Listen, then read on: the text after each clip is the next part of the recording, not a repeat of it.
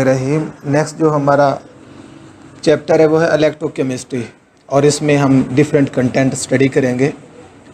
You people know about electrochemistry. This is related with electrical energy and chemical energy. So electrochemistry is the branch of chemistry in which we study the conversion of electrical energy into chemical and chemical into electrical energy. और electrochemistry की application कोई field ऐसा नहीं है जहां electrochemistry को apply ना किया जा रहा हो। कुछ जनरल एग्जांपल मैं देता हूँ एप्लीकेशन की। Electro analysis, conductometry, potentiometry, polarography, इसके साथ साथ calculator, radio, flash light etcetera, different other applications are also included. तो आप इसकी डिटेल आप देखेंगे तो आपको फर्दर इसकी एप्लीकेशन मिलेंगी एनर्जी के हवाले से, सेंसर के हवाले से एट्सेट्रा। बेसिक जो है electrochemistry, this is related with conduction. अब कंडक्शन के हवाले से जब हम सब्सटेंसेस को देखते हैं वो तीन किस्म की होती हैं। एक है कंडक्टर, दूसरा है सेमी कंडक्टर और तीसरी जो सब्सटेंस है वो है इंसुलेटर। कंडक्टर जो है ना, that are the substances that conduct electricity easily. अब एक्चुअली जो कंडक्टर है, सेमी कंडक्टर है या इंसुलेटर है, जब इनको हम कंपेयर करते हैं तो इनको हम जो बेस बनाते हैं वो वैलेंस बैंड और कंडक्शन बैंड के दरमियान एनर्जी गैप कितना है। तो कंडक्टर के केस में जो एनर्जी गैप है वो ज़ीरो है, तो इसलिए इलेक्ट्रॉन का जो ट्रांसफ़र है वो ईज़िली हो सकता है। जबकि सेमी कंडक्टर में इन दो बैंड के दरमियान एनर्जी गैप इतना है कि अगर हम कोई इसके अंदर इम्प्योरिटीज़ कोई डाल दें जो इलेक्ट्रॉन डेफिशिएंट हो या इलेक्ट्रॉन जिसके पास ज़्यादा हो, या फिर हम इसको टेम्परेचर दे के, तो इन एनर्जी गैप जो कंडक्शन बैंड और वैलेंस बैंड है इनके दरमियान एनर्जी गैप को हम कम करके इनको कंडक्टर बना सकते हैं। और इन द केस ऑफ इंसुलेटर यहाँ जो एनर्जी गैप है बहुत ज़्यादा है, तो इसलिए ये इलेक्ट्रिसिटी कंडक्ट नहीं करते। अब ये कंडक्शन के हवाले से सब्सटेंस को जब हम देखते हैं या हम कंडक्टर को देखते हैं, इनको फिर हम दो ग्रुप में डिवाइड करते हैं।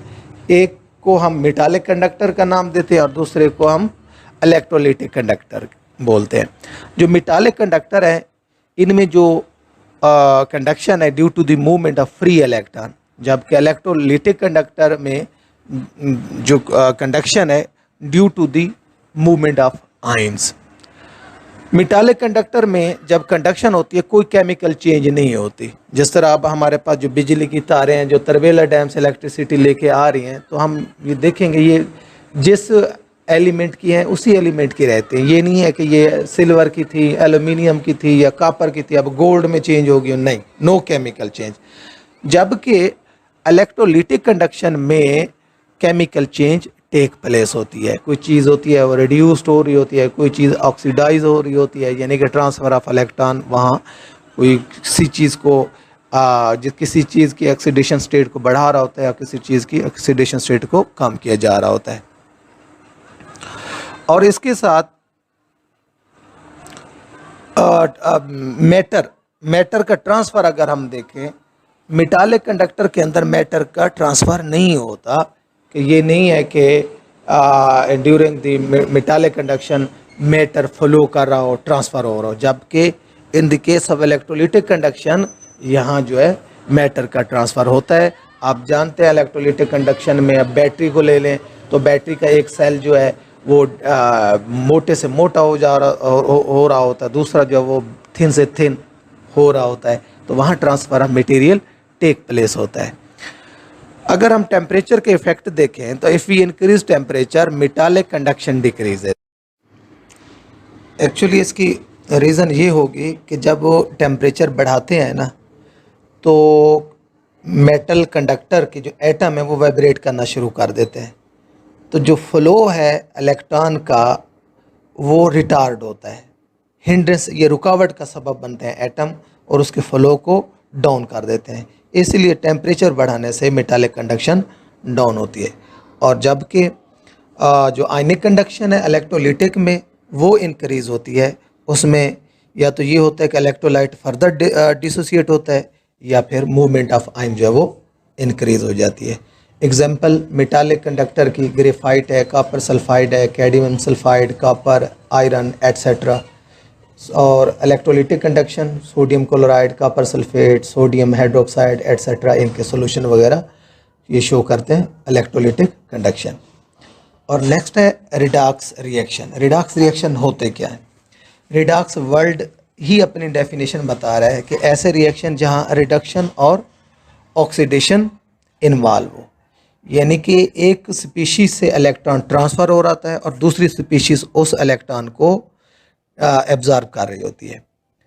तो इस बेस पर हम स्पीशीज़ को दो ग्रुप में हम डिवाइड कर सकते हैं कि यानी कि एक स्पीशीज़ जो इलेक्ट्रॉन जहाँ से रिमूव हो रहा है तो हम कहेंगे इसकी हो रही है ऑक्सीडेशन, क्योंकि due to the removal of electron oxidation state is increase.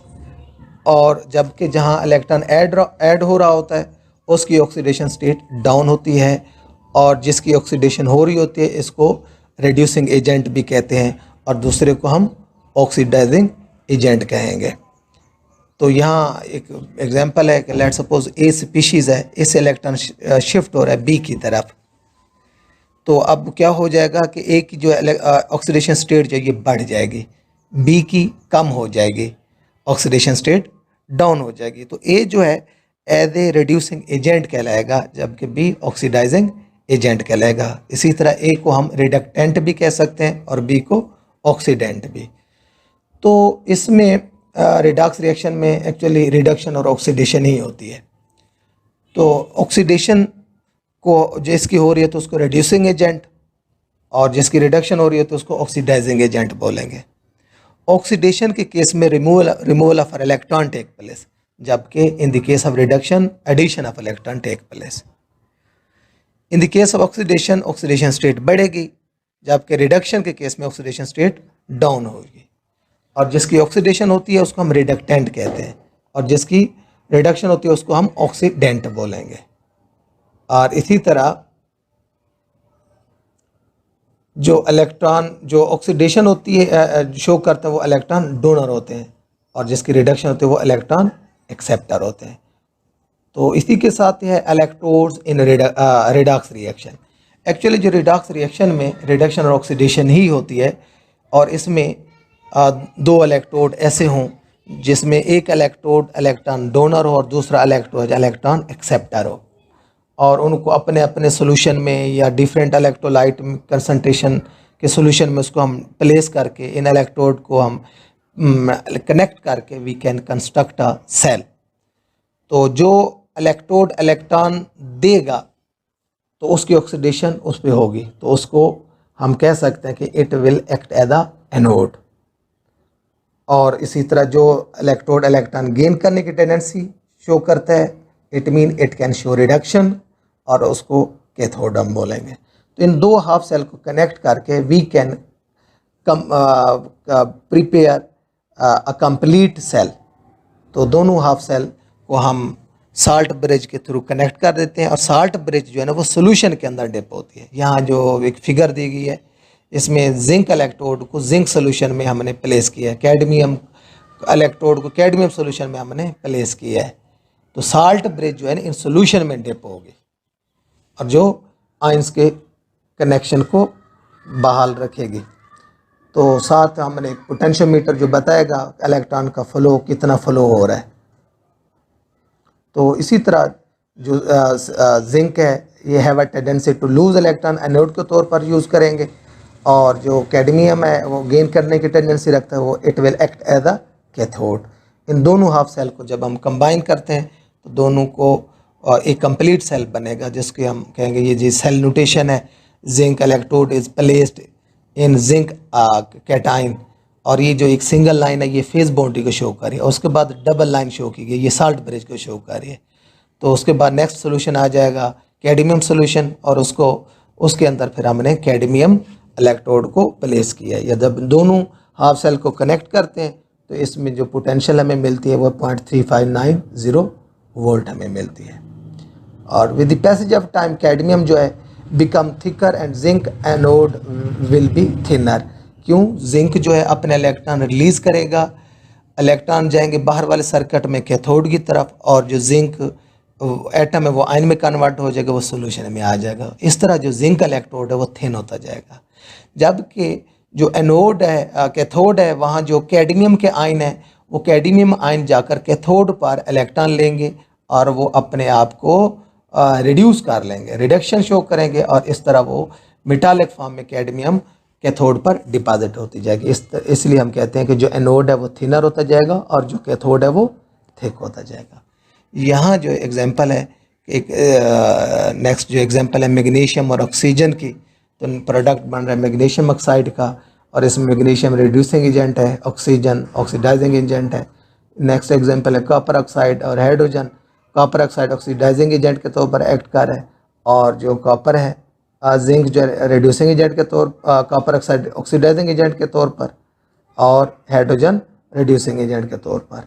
तो इस तरह और भी बहुत सारी एग्जांपल आपको मिलेंगे। Thank you. अल्लाह हाफिज़।